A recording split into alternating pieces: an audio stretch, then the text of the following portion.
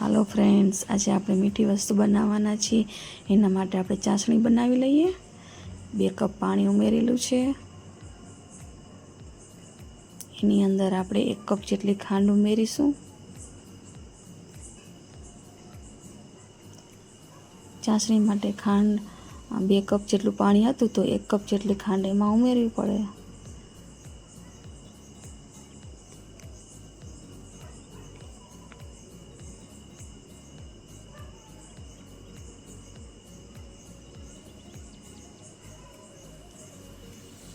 ખાંડ ઉમેર્યા પછી આપણે સરસ મજાની એને મિક્સ કરી લેવાની। ગેસ આપણે મીડિયમ રાખશું।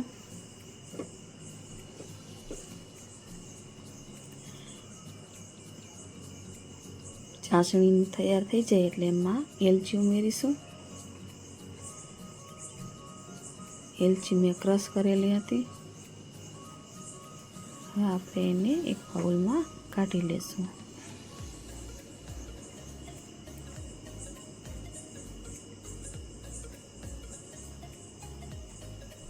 હવે એક તપેલીમાં આપણે દૂધ ઉમેરીશું।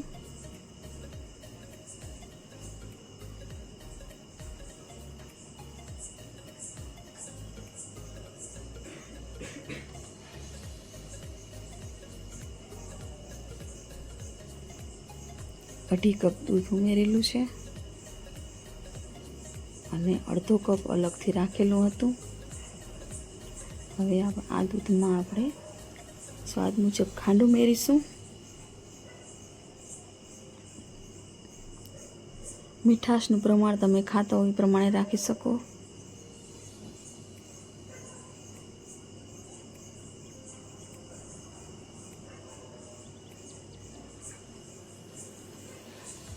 હવે સાઈડમાં આપણે એક દૂધ મૂકેલું હતું એની અંદર આપણે તપકીનો લોટ ઉમેરીશું। 2 ચમચી જેટલો ઉમેરી દેશું।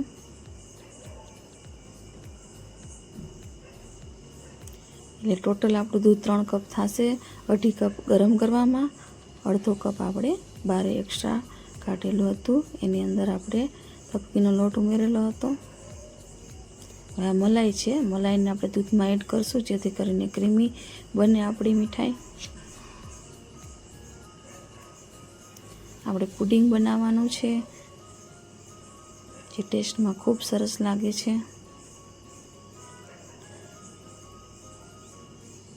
હવે તપકીના લોટવાળું દૂધ છે આપણે ધીરે ધીરે કરીને એમાં ઉમેરશું અને હલાવતા જઈશું। આ બંને એકી સાથે કરવાનું છે જેથી કરીને અંદર ગાંઠા ન રહે અને સરસ મજાનું મિક્સ થઈ જાય, દૂધ ઘટ પણ થઈ જાય।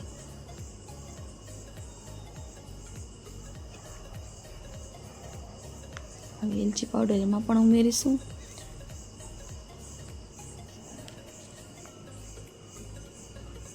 એલચી પાવડર તમારા સ્વાદ મુજબ તમે ઉમેરી શકો છો। તમે જોઈ શકો છો આપણું દૂધ એકદમ ઘટ થઈ ગયું છે। હવે આપણે એને થોડીક વાર ઉકાળશું। ચેક કરવાની રીત છે કે ચમચી ઉપર આપણે આવી રીતે માર્ક કરવાનું છે। જો માર્ક વિખાય નહીં તો આપણું દૂધ રેડી છે। હવે એની અંદર કલર એડ કરશું। ફૂડ કલર છે, તમે કોઈ પણ કલર એડ કરી શકો છો।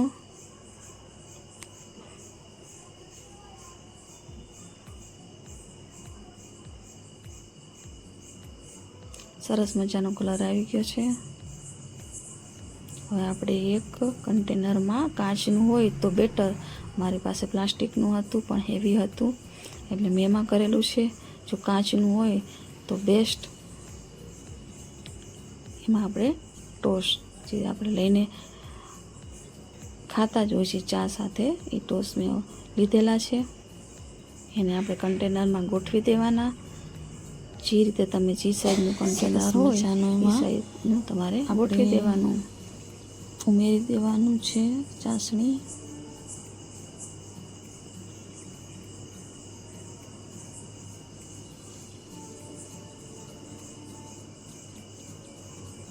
ચાસણીને એવી રીતે ઉમેરવાનું કે ટોસ્ટ પલળી જાય।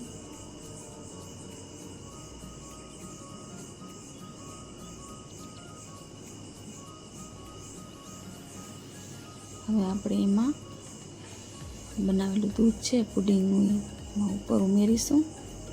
એકદમ ક્રીમી છે. આપણે એક તરફ તૈયાર થઈ ગયું છે. એને હવે આપણે એને કવર કરી લેવાનું છે. ચાસણી ઉમેરીશું.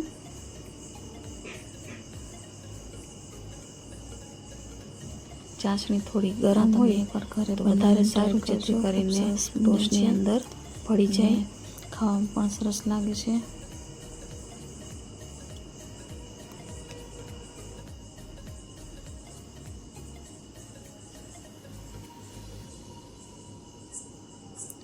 એવી રીતે આપણે બીજું થર બનાવી લઈશું ટોસ્ટનું. જે પ્રમાણે તમારે કન્ટેનર હોય એ પ્રમાણે તમે બનાવી શકો છો. એને પણ સરસ ટોસ્ટથી ઢાંકી દઈશું બીજા થર માટે.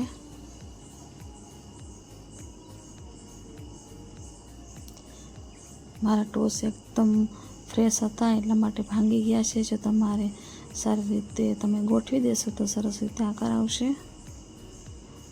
જ્યાં જગ્યા હોય ત્યાં ટોસ્ટના ટુકડા નાખી દેવા અને એની ઉપર પાછું આપણે ચાસણી ઉમેરવાની છે ટોસ્ટના ભાગની. હવે એની માથે પુડિંગ ઉમેરી દઈશું.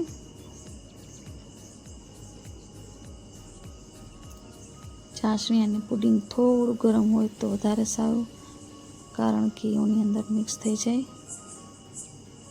ટોસ્ટ છે એ સરસ રીતે સોફ્ટ થઈ જાય. સરસ રીતે કવર થઈ જાય પછી આપણે એની ઉપર ડ્રાયફ્રૂટ ઉમેરીશું.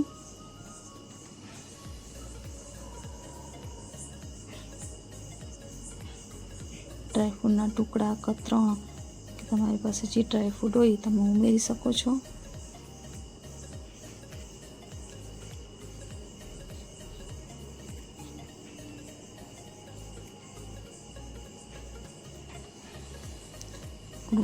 બનીને તૈયાર થઈ ગયું છે. હવે આપણે એને 2 કલાક માટે ફ્રીજમાં રાખવાનું છે. એના માટે આપણે એનું ઢાંકણ ઢાંકી દઈએ.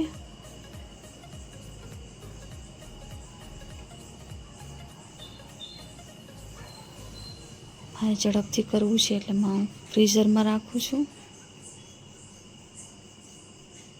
2 કલાક પછી આપણે જોશું આપણું પુડિંગ તૈયાર થઈ જશે. 2 કલાક થઈ ગઈ છે. આપણે એને ખોલીને જોઈ લઈએ.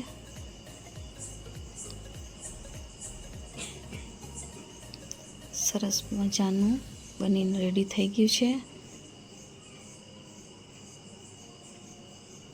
આપણે એને કટિંગ કરીને જોશું કેવું તૈયાર થયું છે.